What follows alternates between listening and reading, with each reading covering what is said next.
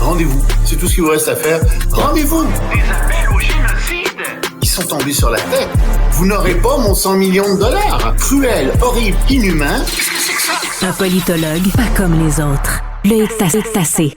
On peut s'entendre juste pour 100 000 si tu veux, si t'as pas 100 millions. Non. Écoute, est-ce que c'est négociable? Remonter à 10 millions, peut-être? Bon, c'est négociable. On peut facilement s'entendre, sincèrement. Bon, tout le monde parle de l'ouragan Milton. Oui, mais attends, je ne veux pas parler de ça tout de suite. Non, je veux te parler d'un autre ouragan qui sort aux États-Unis. C'est le livre de Bob Woodward.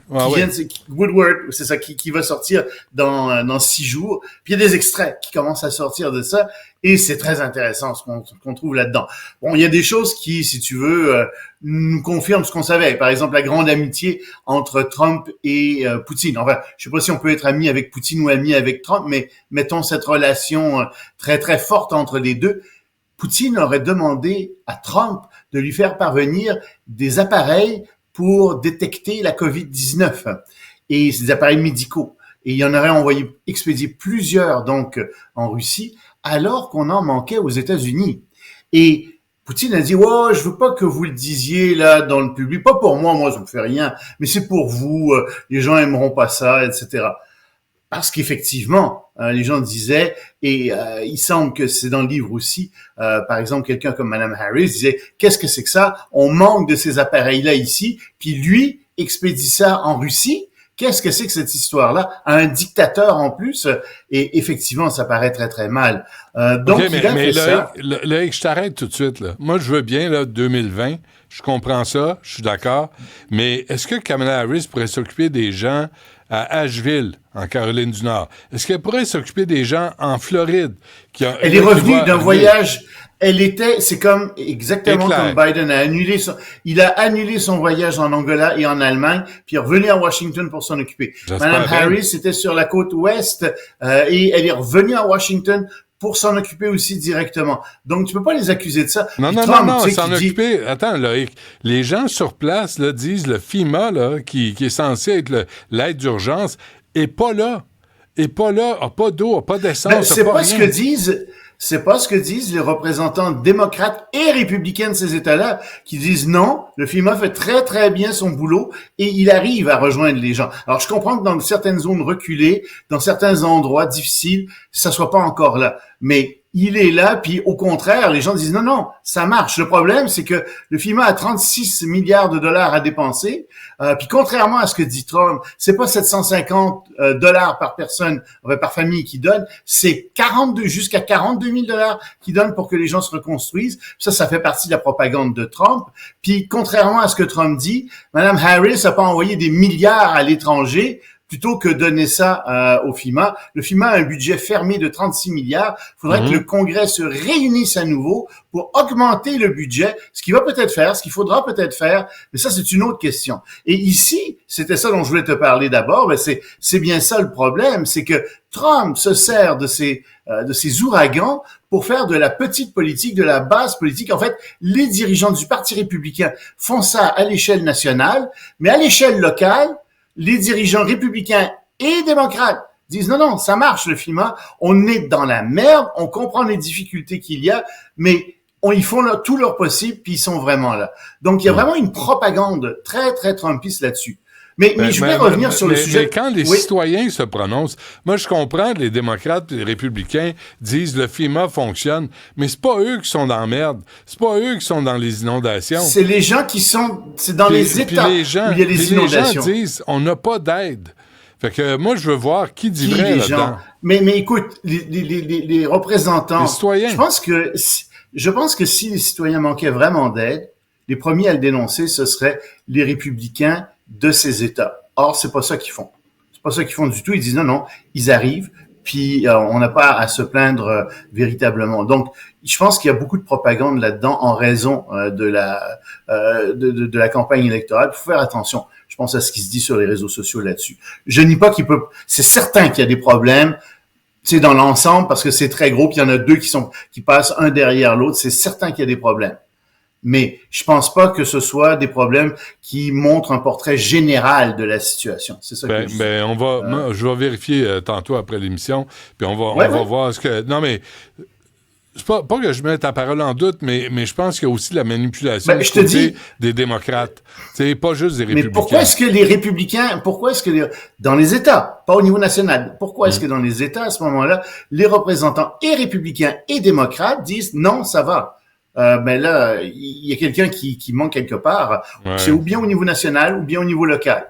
Je pense pas qu'au niveau local, ils aient intérêt à mentir là-dessus. Vraiment pas.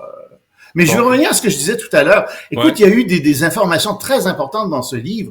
Par exemple, on a appris que Poutine avait l'intention, à l'automne 2022, de lancer des bombes atomiques sur l'Ukraine. Puis qu'il y a eu des conversations très, très sérieuses entre le ministre de la Défense russe et le ministre de la Défense des États-Unis.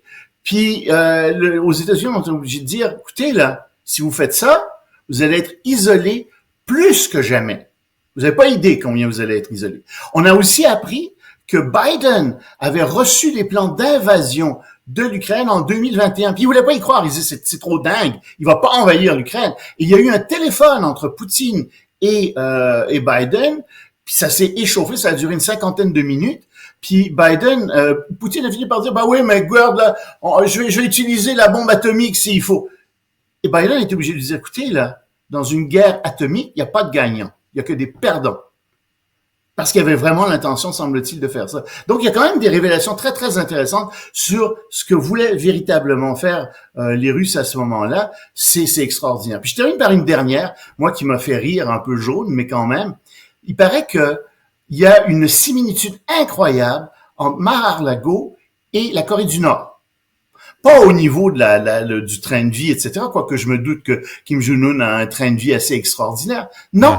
Figure-toi que quand Donald Trump rentre dans une pièce à Mar-a-Lago, les gens se lèvent et se mettent à l'applaudir, exactement comme en Corée du Nord. Ben moi, j'ai ça ici. Quand j'arrive, Stéphanie se lève et elle m'applaudit. Oui, mais toi, tu le mérites. Merci, toi, tu le mérites, c'est pas pareil. Merci. C'est des cinglés, hein. C'est toute une gang de cinglés. Incroyable. Ah ouais, des cinglés. Pourquoi on veut démanteler Google, Loïc? Ah, mais ça, c'est parce qu'il y a eu un jugement, c'est au mois d'août, aux États-Unis, qui dit, écoutez, vous manipulez vos informations, vous empêchez la concurrence. Le juge a-t-il dit à Google, vous empêchez la concurrence de vous concurrencer. Vous manipulez les réseaux, les systèmes d'information, etc. Vous avez, a dit le juge à Google, 90% de toute la recherche qui se fait passe par Google et non pas par d'autres médias comme Chrome, etc. Et donc, le juge a dit, je vais demander et au gouvernement américain et à Google de trouver des solutions. Le gouvernement américain a encore, je pense un mois, quelque chose comme ça pour trouver des solutions. Et ils ont donné jusqu'au mois de décembre à Google pour trouver ses propres solutions.